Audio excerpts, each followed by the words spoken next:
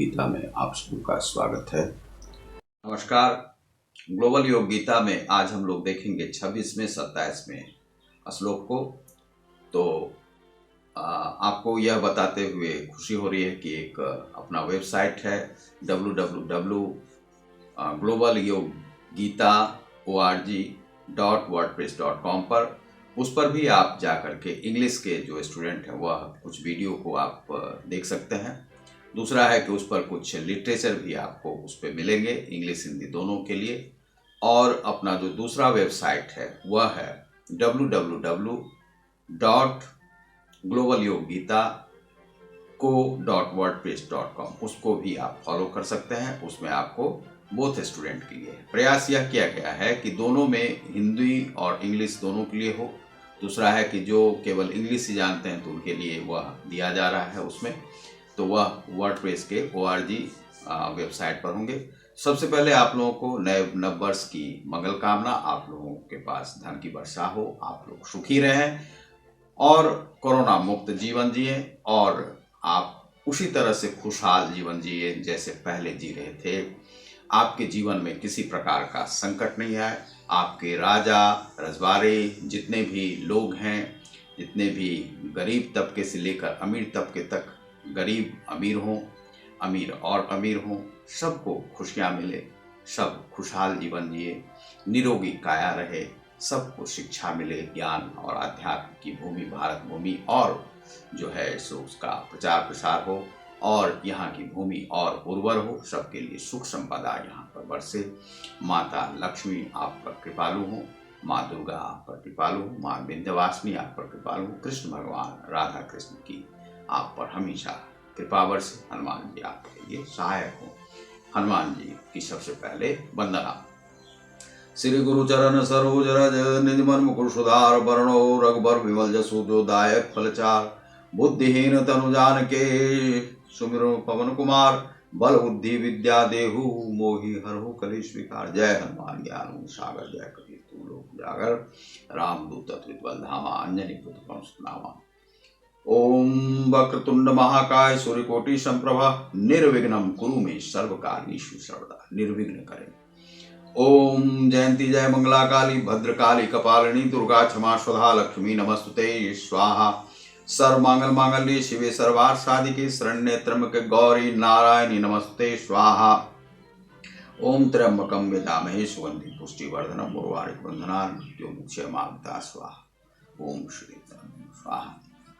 तो आज सबसे पहले 26वें श्लोक 13 अध्याय से देखते हैं। अन्ये त्वेव मजानन्तः श्रुत्वान्येभ्य उपासते, ते अपि चातितरन्त्येव मृत्युं श्रुति परायणा।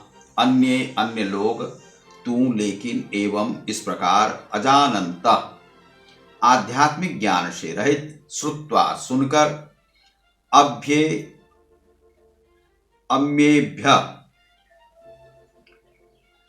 अन्यों से, उपासते पूजा करना प्रारंभ कर देते हैं, अपि भी चौ अतित रंती पार कर जाते हैं, एवं निश्चय ही मृत्यु का मार्ग, श्रुति परायणा श्रवण विधि के प्रति रुचि रखने वाले।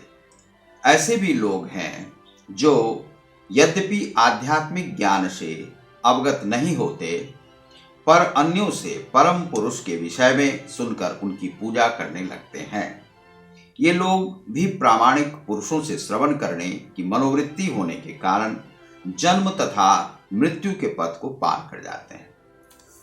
श्री कृष्ण ने उन लोगों के लिए यहाँ पर विशेष बात बताई है कि ऐसे लोग जो कि आध्यात्मिक ज्ञान नहीं है उनके पास, क्रिया योग से जुड़े हुए नहीं हैं, ध्यान से जुड़े हुए नहीं हैं, भक्ति मार्ग पर पूर्णतः नहीं प्रवृत्त हैं, लेकिन कुछ गुरुओं के माध्यम से, कुछ उपदेष्टाओं के माध्यम से सुन करके वह किसी विधि से पूजा करने लगते हैं।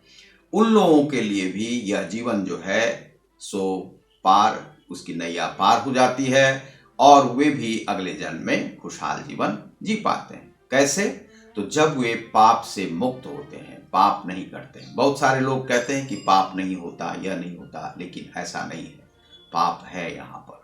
और पाप से बच के रहना चाहिए। जब आप बचकर चलेंगे तभी आप अपने जीवन को अच्छी तरह से जी पाएंगे। बहुत सारे लोग हैं भ्रष्टाचार में लिप्त हो जाते हैं, वे बढ़ावा देने लगते हैं खून खराबे वगैरह को, कुछ पैसे के लिए, चंद पैसों के लिए। लेकिन उन पैसों का आपके जीवन पर बहुत प्रभाव पड़ता है, दुष्प्रभाव, क्योंकि उससे पाप की शुरुआत हो जाती है। इसका अर्थ यह नहीं है कि आप पैसे नहीं कमाएं, पैसे कमाएं, लेकिन उसकी विधि सही हो। थोड़ी सी गरीबी आएगी, थोड़ा सा कष्ट आपको सहना होगा। पाप से मुक्त रहने के लिए आपको थोड़ी सी गरीबी सहनी होगी, क्योंकि आपको अच्छे जीवन की कामना है। और अगला जो श्लोक है 27वां, उसको देखते हैं। और इसमें क्या उन्होंने कहा है, यावत संजायते किंचित सत्वम अस्थावर जंगमम क्षेत्र क्षेत्रज्ञ संयोगात द्विधि भरतर्षभ। यावत जो भी संजायते उत्पन्न होता है, किंचित कुछ भी, सत्वम अस्तित्व, स्थावर अचर, जंगमम चर, क्षेत्र शरीर का, क्षेत्रज्ञ तथा शरीर के ज्ञाता के, संयोगात संयोग जुड़ने से, तत्विद्धि तुम उसे जानो, भरत ऋषभ, हे भरतवंशियों में श्रेष्ठ। अर्जुन से कहा गया है कि हे भरतवंशियों में श्रेष्ठ, यह जान लो कि घर, चर तथा अचर जो भी तुम्हें अस्तित्व में दिख रहा है, वह कर्म क्षेत्र तथा क्षेत्र के ज्ञाता का संयोग मात्र है। जो भी दिख रहा है वह कर्म क्षेत्र के ज्ञाता के संयोग मात्र, यह प्रकृति के संयोग मात्र है कि तुम उसे देख पा रहे हो। नहीं तो तुम्हारा जन्म कहाँ होता नहीं होता, उसका कोई ठिकाना नहीं था। यह संयोग है कि तुम्हें इस युद्ध भूमि में जुड़ना पड़ रहा है। यह मध्य की बात हो रही है, जब वह कंफ्यूजन में है अर्जुन, और वह नहीं चाहता है अपने संबंधियों को मारना। वैसी ही स्थिति में श्री कृष्ण कहते हैं, समं सर्वेषु भूतेषु तिष्ठन्तं परमेश्वरं विनश्यत् स्व विनश्यन्तं यः पश्यति सौ पश्यति। समम संभाव से, सर्वेषु समस्त, भूतेषु जीवों में, तिष्ठन्तम वास करते हैं हुए, परम ईश्वरम परमात्मा को, विनश्यत्सु नाशवान, अविनश्यंतम नाश रहित, यह जो पश्यति देखता है, सह वही पश्यति वास्तव में देखता है। जो परमात्मा को समस्त शरीरों में आत्मा के साथ देखता है, और जो यह समझता है कि इस नश्वर शरीर के भीतर ना तो आत्मा ना ही परमात्मा कभी भी विनष्ट होता है, वही वास्तव में देखता है। अर्थात जो परमात्मा को समस्त शरीरों में आत्मा के साथ देखता है, परमात्मा को आत्मा के साथ देखता है मिला हुआ, और जो यह समझता है कि इस नश्वर शरीर के भीतर ना तो आत्मा ना परमात्मा कभी भी विनष्ट होता है, वही वास्तव में देखता है।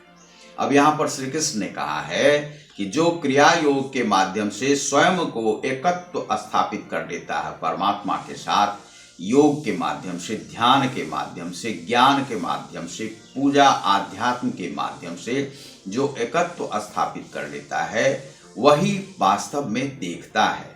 बाकी जो जितने भी हैं वह अज्ञान में है।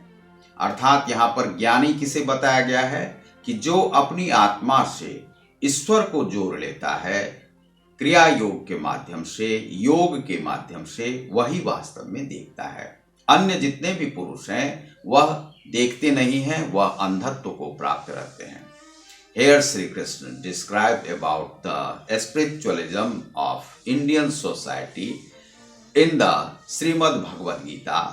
Here Sri Krishna describes all about the spiritualism to Arjun, who see the God and who are seeing the God, who know what is God and what is a soul, and who by the Kriya Yoga, by the meditation, by the knowledge, adding to the God